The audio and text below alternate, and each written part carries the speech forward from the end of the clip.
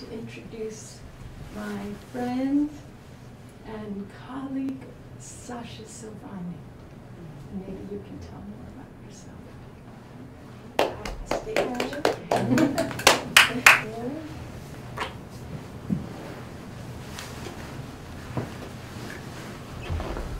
I'm going to do the knee walk here. Oh, good. I'm going to take your phone. It's like instead of the knee walk. Thank you all so much for coming this evening. It's so lovely that you've invited us together and gave me this opportunity. So first and foremost, thank you. Thank you to the Theosophical Society for sharing this space with us.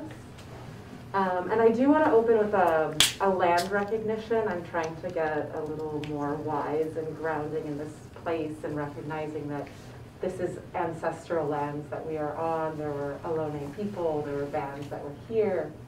This is a space that nourished them and that people nurtured in return. And just to honor the reciprocity that was here before us to inform our actions and our intentions, as Mary was saying, in terms of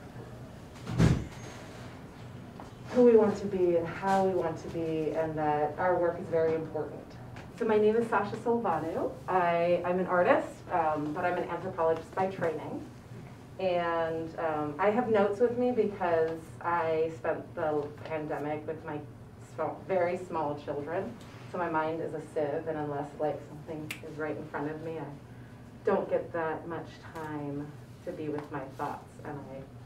And I want to be, so I'm trying to hold on. I'm trying to hold on to them and share them with you. So I'm drawn to material that helps me explore intersections between private and public life, and also helps me explore notions of transition. And it's when I work with material, I'm really mostly compelled to understand, like, what is the story that the material has to tell? How can I work with it that is best suited for the material itself?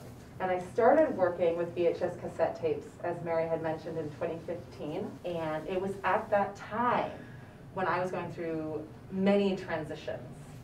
Like she had mentioned, the birth of my first child. And I had gone home to my mother's house where I noticed a shelf, just sort of in the background, that was filled with VHS cassette tapes. And I was thinking about what memories might be lingering there.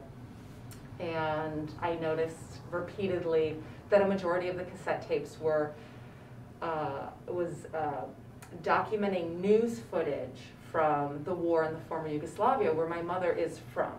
And during the Civil War in the 1990s, we were here, I was born here, but my mother was trying to understand. She was really studying this news footage to understand what was happening and how she could support and eventually save her family.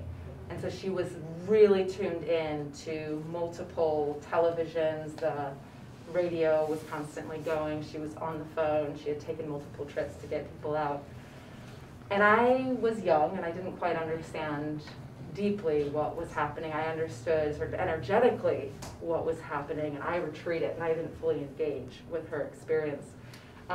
But there we were, 20 plus years later, and I said, oh, is this important to you? Do you look at this? Do you need this? And she said, no, you know, essentially have your way with it. Do what you want.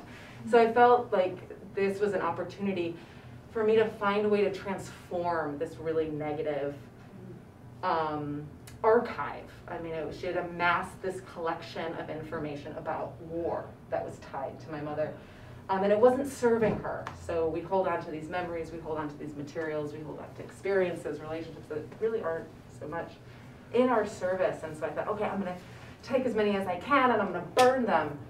No, it's not good for the environment. Okay, I'm not going to burn them. What am I going to do? And so Mary really helped me like create a performative experience to like release and not only in sort of exposing the material, but doing it in a way that preserved my mother's anonymity and my mother's sense of safety, because PTSD was a really big after effect of her experience.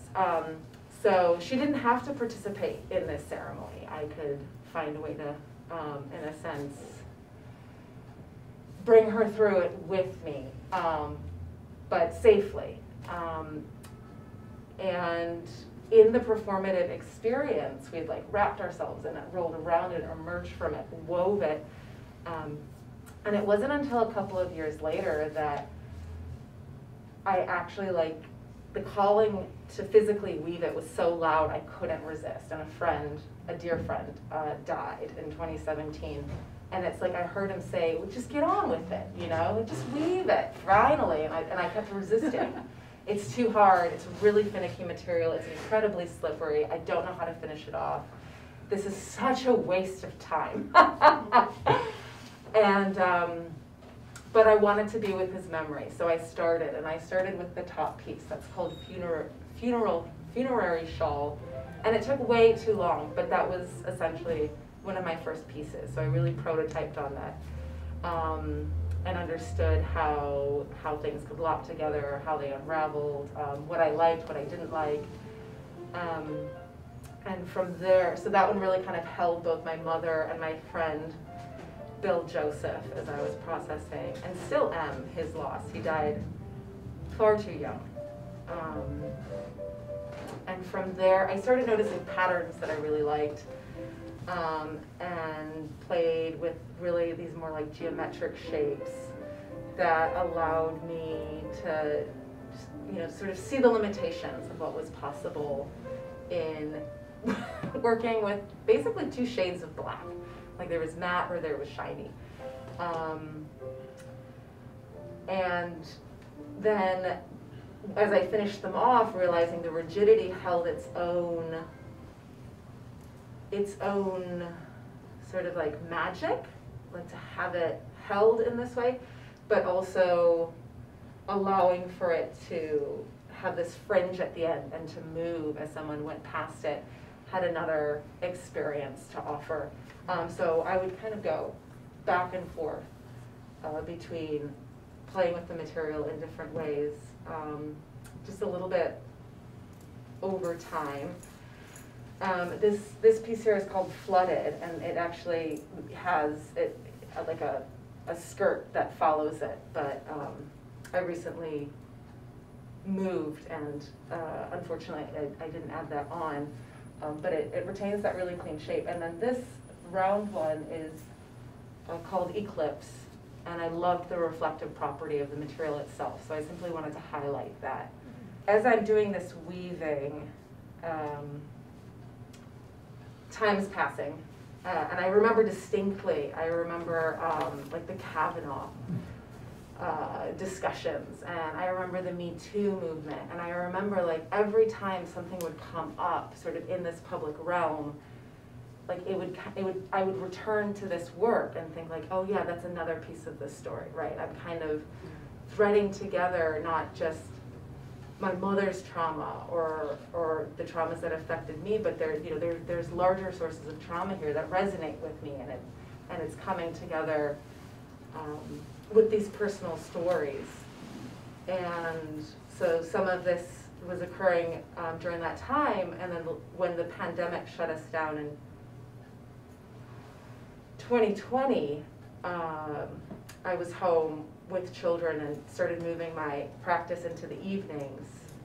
And I remember distinctly as Black Lives Matter really came to the forefront, and there was this outrage around the murder of George Floyd. And as we probably remember, his calling for his mother, and hearing that moved me to continue to make this work and to make larger pieces and to return to understanding how the twists and the turns are occurring in just one strand. And initially this piece in the center, it's called Second Wave.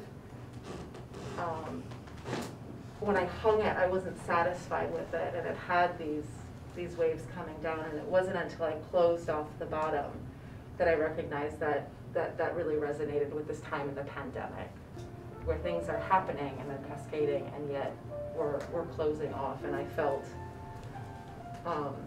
the need to cocoon in that way, and I see that reflected in how it comes together. I think I did it. I think I held on to my thoughts. Very well. So thank you so much. Thank you for being a witness and for being and coming out tonight. It's we were talking earlier about how it's kind of cozy to kind of rest back in our neighborhood and our community, and it's also awesome to come out and meet people again. So thank you so much.